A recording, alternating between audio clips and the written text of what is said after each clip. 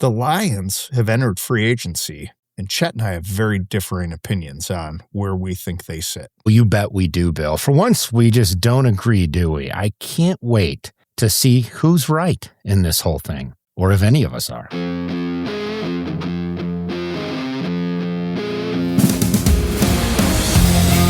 This is The Litter Box, a Detroit Lions podcast with your hosts, Chet West and Bill Patterson.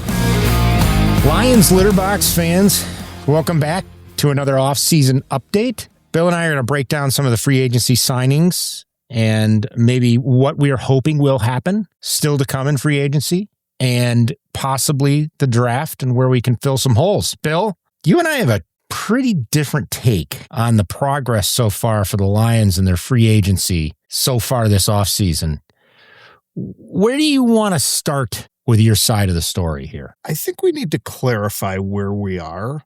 You want more done, and I'm not saying I don't want more done. What I'm saying is, thus far, I think Brad's done exactly what Brad would expect Brad to do, and I think we need to start changing our opinions because this is Brad Holmes. This is what he does. Can I ask you a question? And I mean this seriously, and I didn't prep you for this question, so I'll be curious to hear your answer on it. It has been reported over the last couple of weeks that Brad Holmes and the Motor City Dan Campbell, MCDC, are not totally aligned so far on what's going on with free agency this season. I haven't seen it refuted anywhere. I think it was one of the Detroit radio stations that brought this up over the past week or two. What are your thoughts on that? It was last Friday. It was Mike Valenti. Yeah, and it was someone Valenti. told him Thank you. But he's not going to out him. Yep. I think You're all over this. Yeah. No, but I mean, Dan's the chef, but Brad buys the groceries, and Brad's not getting him enough groceries. Dan's the chef and Brad buys the groceries. He does. He goes to the farmer's market. He gets all the veggies and the ingredients, and then comes back and dumps them on a counter for Dan to figure out what to make that night. I'll give you an example. I don't know if it totally goes that way, but Dan wanted shallots for his recipe, and instead he got Greg Dortch from the Cardinals. Is Greg Dortch a shallot, though? No, he is. He's a dork. He is like a stinky white onion comparatively to like a fine shallot. I get where you're going. I'm not thrilled. And my take on this whole free agency thing is like, we're getting a lot of Greg Dortches so far. I don't see a lot of big needle movers. You know how I am on the needle mover. I see a lot of pieces. I see a lot of filling. I don't see a lot of good toppings here. So the biggest issue I see with the Lions isn't the top end talent, and I'll explain myself in just a minute. I see it 1 through 53. They lack the bottom 20 that say the Packers, the Niners, the Rams, and the Eagles have. And so what I think Brad's doing this offseason is going after those guys. And that would be, and I'm going to ask you right now, Greg Dortch for Khalif Raymond, I think is an upgrade. Dortch is bigger, he's younger, he's faster, and doesn't have the injury history. He returns kicks, he returns punts, and he has a better yards per average per catch for the last 3 seasons. Bonus number, I guess I'd be on point 3. Guess whose offense he played in and thrived? Who? Drew Petzing when they were together in Arizona. Yeah. So I'm going to give that signing like a solid B. Here's the other beautiful thing Brad's doing is he's signing everybody with the exception of Mays, the center, to 1-year deals. Yeah. So these are all cheapies. They're all 1-year one-offs. And so when I hear fans complain like, hey, you're just rewinding, and I'll give you another name, this Woonham guy that's coming in. Yep. Okay, what's different about him? Like, he's basically the same thing that you just got rid of, in Bob Muhammad, except for Woonham's really good at defending the run, not so great at rushing the passer. The fact is, I think a lot of these guys don't want in Detroit because they know that they'll have to just prove it again on a 1-year deal. And Bob Muhammad needs that security for the fact that, he's getting up there. He's the wrong side of 30. Yeah. And I don't mind taking, let's go to another the Saints got rid of a former first-round pick in Turner.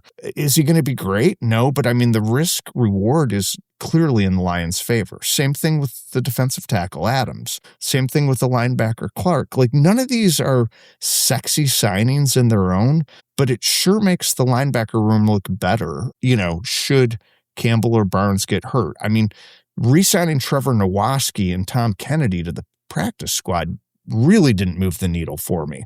So yes, I agree there should be something bigger done. Is Rock Ya-Sin and Roger McGreary the same as losing a Meek the Freak? Probably not, Chet. So the question is, did we get better or is it a gap year? And I still lean towards this as a gap year. I think the cupboard was so bare from Brad's lack of good shopping in that he did more bad shopping. That he did really, really terrible drafts in 24 and 25, that the cupboard was more bare than anybody thought it to be. And so that you have to build that depth up. Yeah, you could say it's more bad shopping, but again, budgets are what budgets are. My question is, why did they free up the Goff money? They freed up so much money, though. Yeah, this is my question. You don't think they're done yet, probably, but okay. But they left money on the table. It's the weird thing, Chet. They freed up money, but they could have freed up a lot more, which supports my gap year. I don't think we'd ever get the Lions to admit that, but I do think if there is friction between MCDC and Holmes, that it's probably this, Chet. The Lions are the cool kid. They're the pretty girl now. You know what I mean? They have a wait list for season tickets. Chet, in our lifetime, that's never happened. If Brad continues to field a team that has a winning record every year, I think Martha Ford Firestone's not getting rid of him anytime soon. Yeah, but okay. A winning record. We've had, what have we had now? 3 good seasons in a row? 4, if you want to count, like 4 good seasons in a row. 4, but they missed the playoffs. 4 winning seasons in a row. Yeah. We'll call it that. I don't know if anybody could have imagined this happening 20 years ago. 25, 30 years ago. I look at the Lions and I see a team that, as we've talked about with their window, and I refuse to believe there's windows or whatever with this team. I think they're in the middle of the window, but I feel like they're leaving some meat on the bone in free agency. I feel like they could do a lot more to make this team Super Bowl competitive, and they just haven't done that yet. I look at Cade Mays, one of your top signings. And do you want to go through them all? Do you want to just go through the free agents and kind of talk about each one of them? Let's stick with Mays because we've already touched on. I mean, there's nothing more to cover on Greg Dortch. There's nothing more to cover on. No, we're not talking about Greg Dortch anymore. So, but yeah, let's talk about Mays because that's really the only multi-year signing they've done. So he's their big marquee signing of the year, right? And I like his pass blocking statistics are quite good. Okay, he didn't give a sack. He hasn't given up a sack. He started 12 games at center last year. Pressure rate of only 2.56%, 11th among centers. I like that because we certainly didn't have good blocking up the gut last year, and it was our Achilles heel on offense at times. He's not a great run blocker. I don't see him, and I'm going off of his PFF scores. I didn't watch a lot of Carolina Panthers games. Okay, not a high viewing team in my household. I just don't see him as one of these elite centers. I mean, we just saw how important the position is. Maybe he becomes better in our offense, but I just don't, with all the other stuff we got going on in the offensive line. And I know we got a lot of gaps to fill, but we still need a guard probably. We still need a left tackle. We do. I'm a little nervous about what's going to happen with that left tackle spot.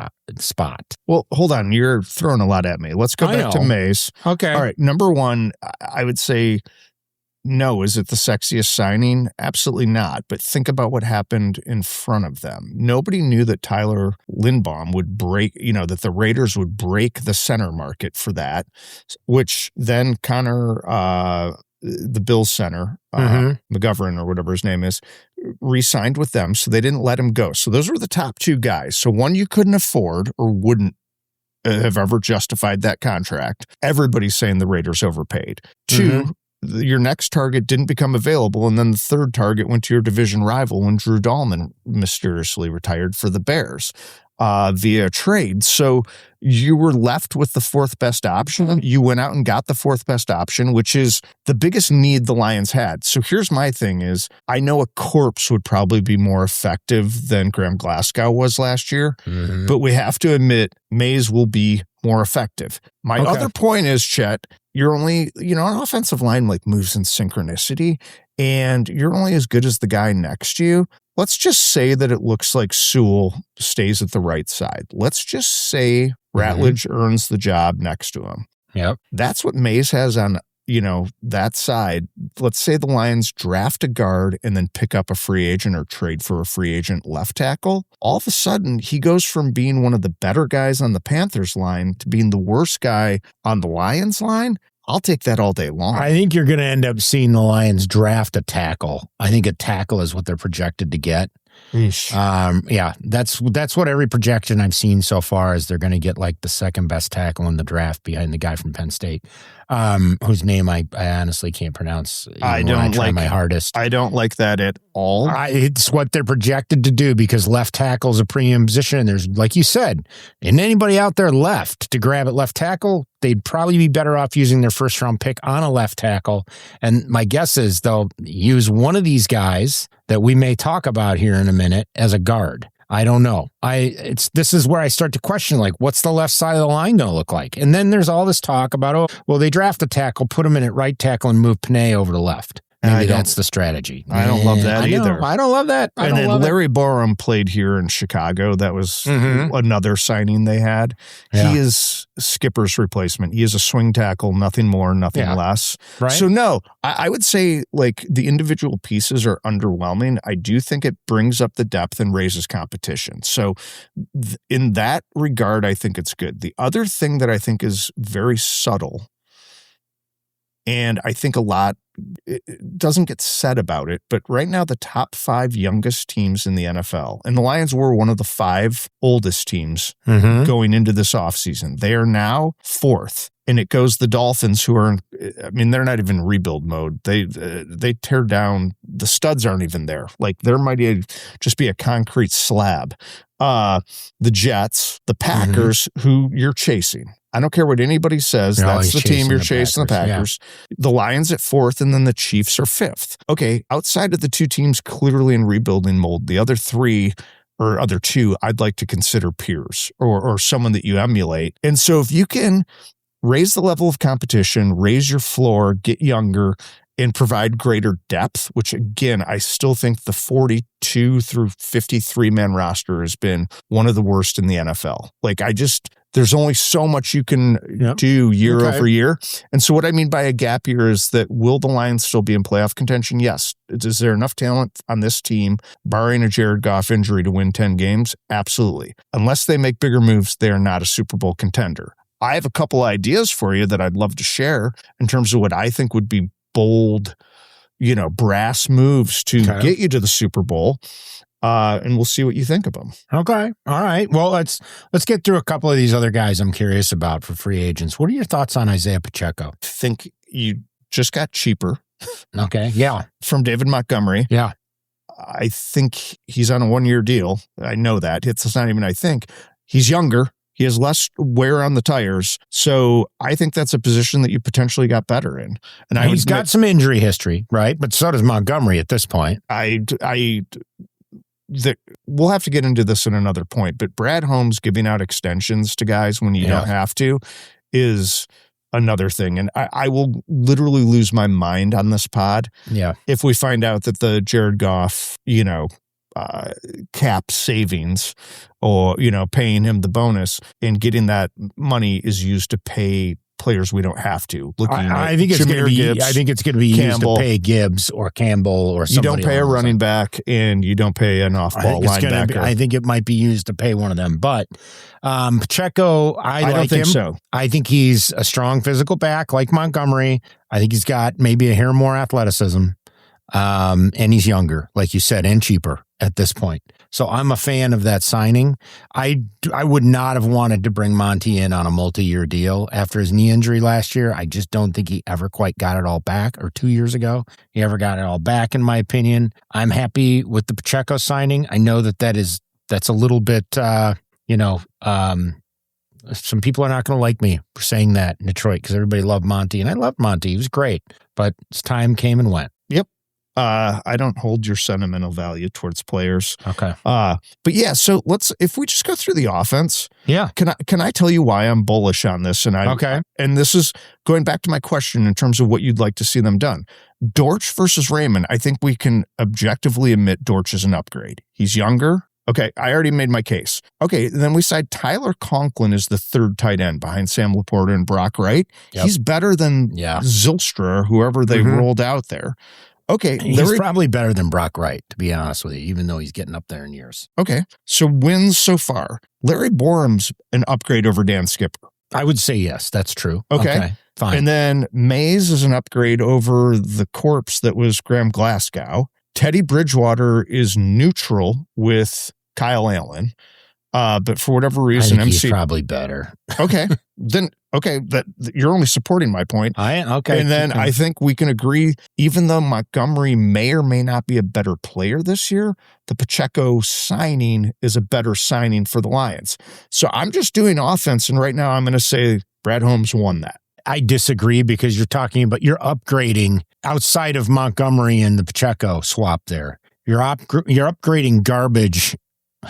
Hard to say garbage. That's tough on people, but garbage with less stinky garbage, in my opinion. I don't think we're upgrading to be a better team. I think we've basically just replaced those players with new players that are of a similar caliber. Okay, but we're talking about the third tight end. Maybe we saved a couple bucks. We're talking about the fourth receiver. We're talking about the backup running back. I know, that's what I'm saying. We're talking about guys that these are not people that are going to win. So you raised the games. floor and you got your roster deeper. Again, to my point. All right. I don't know if that's going to get it done, but all right. Let's go to the defense. Yep. Totally different story here. Wanham and Turner, I'd probably rather have Bob Muhammad, but not more than one year. So edge, they need two right now. Okay, they need a guard, they need a left tackle, they need multiple people to help with the edge. Mm-hmm. As far as defensive tackle, Adams doesn't move the needle whatsoever, but the thought is that you're going to have a healthy Williams, McNeil, Le'Veon Zurike, and Trey Wingo. Mm-hmm. So under that premise, you've got five. Would I still have preferred to re-sign Roy Lopez? Absolutely. So you can put that probably as a position in need as well. Linebacker room's full. Do I think they got better losing Alex Anzalone? Absolutely, positively not. But I wouldn't want to pay him what the Tampa Bay Buccaneers are paying him. No, I wouldn't either. And then this is where, it gets real tough. Re-signing Rock Ya-Sin and Roger McGrary, but losing Amik Robertson is probably a wash. So again, I think that is a wash. I would say I'm not seeing any real gains made on the defense thus far. And then you didn't mention Christian Ezian. Well, I'm coming to safety. I'm going down my roster list. All right.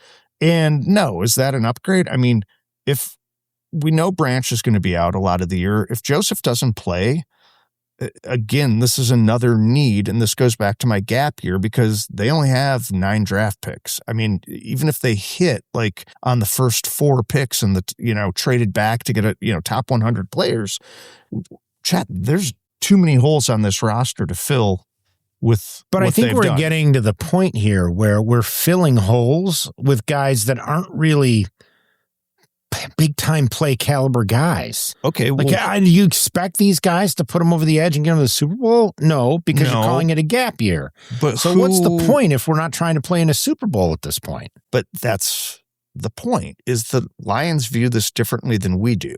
I agree with you. Every year should be going to the Super Bowl. Do you think the Lions would ever admit that? No. But think of being the pretty girl at the dance. They have season ticket wait lists. They're the belle of the ball. They were on TV more times than we could count the last 3 seasons. And I think they're finding that there's a lot of value, like the Pittsburgh Steelers, like the Baltimore Ravens.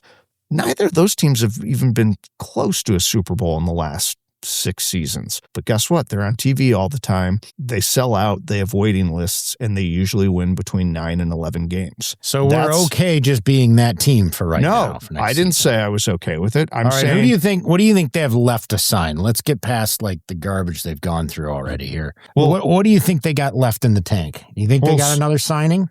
Yes, I think they've got 3 to 4. You do? Oh, really? Okay. Yeah, and here's why. They're going to wait for post-June 1 designations. So that's like the next big thing. Yep. So you've got the draft, then post-1. And from there, Chet, the guys that I think they're interested in, if they are... I just gave you my theory on what the Ford Firestones are thinking. I could be dead wrong, Chet. Maybe they are Super Bowl or bust, and maybe they are in the middle of this window that you talked about. If so, here are a few names. You signed Bosa, okay? He's always hurt. Yep. But you sign him to a 1-year deal. He's not going to show for OTAs. So that's why the signing probably won't happen anytime soon.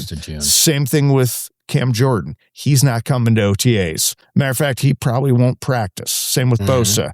Okay. Those are two options at edge that I'd be very... What about Clowney? You like Clowney? I don't think he fits. You don't think he fits? The Lions locker room. A lot of buzz around Clowney and the Lions, but no, he and Shepard have a history from SEC days. Really? That's a no-go. Bad blood between South Carolina and LSU somehow. Don't know. Think things were said. So I don't know that that's a fit. And then let's go over to the other side of the ball. Yeah. A name to keep on your radar is Trent Williams with the 49ers. Okay. Yeah. John Lynch, their GM, says they're going to get a deal done, but if he becomes available, he wants to play till he's 40s, 38. I don't love that, but the guy's a warrior. He's a future Hall of Famer. Sure. That shores up your left side, keeps Sewell at home, and also frees up one of your draft picks to go somewhere else. Okay. I'm a fan of all that. I take Bosa. I'd take Clowney, even though there's some sort of bad blood between him and Shepard. Trent Williams. I think those are all. If they made one of those defensive ends the bookend to Hutchinson, if they could get a Cam Jordan and they could get a Trent Williams, I would have a lot more belief in this free agent class doing something for us. Those are some playmakers there. Some of them getting up there in years, but I would feel a little better about what we're looking at. Yeah. So that's what I think is going to happen. Okay. And if it doesn't, and they just use the draft, I think we're looking at a 9-10 win, maybe 11 if the ball bounces the right way and turnovers. Schedule, you never know with a schedule. You never know. The schedule is going to be a little easier, but it's not that much easier. No, not when the Bears are playing competitive football. The Packers are going to be good. The Vikings aren't just going to let us win. Hell, couldn't beat them this year. What I think is going to help is that the Vikings are waving the white flag and that they're in give up mode because what's the last name of the owners? The Wilfs. Yeah, the Wilfs. Yeah, I think they're so pissed or upset, I should say, that they're kind of having a fire sale. The Bears don't have any salary cap space as of today. They lost a few guys, too. They didn't get better, I'll tell you that much. No, they lost a stud center in his prime age, and they've lost a ton on the defense. So we'll see. We'll see. And then, the Packers do what the Packers do, which is what the Lions are trying to emulate. The Packers didn't. The Packers have done 2 huge free agent moves in their history, right? It's bizarre. It's like they're kind of like I don't want to compare them to like the Tom Brady Patriots or anything because they had Brady, which is a little different, but they could always just seem to find the pieces to fit in the slot and win games and be a competitive team year in, year out. Have we seen a bad Packers team in the last 2 decades? 3 decades? 3 decades. No. When you think about their big moves, Reggie White is a free agent, trading for Micah Parsons, and then getting Charles Woodson. Yeah, and the Packers, they don't have like 4-win seasons. No. You've never seen them go to that depth. So I still think that's who the Lions are chasing. So I like the approach, and that's where I'm coming in at. If nothing else happens, I, with you, will give this a totally different grade and say that it's a failure. All right. Okay. I just think I'm grading it as it plays now. We don't know what's going to happen. So I think the Lions are going after older guys that can come in and help them get over the hump now. Because I've been listening to some Packers chatter. They think they're also right in the middle of their Super Bowl window. Oh, well, the NFC North has 3 teams in a Super Bowl window right now, theoretically, if we're going on what people think. Yeah. So that's great. Bill, you want to sign us off for this one? Detroit Lions Litterbox listeners, thank you so much. Please hit that subscribe button. Share if you like our content with those that follow the Honolulu Blue and Silver. Chet, go Lions. Go Lions.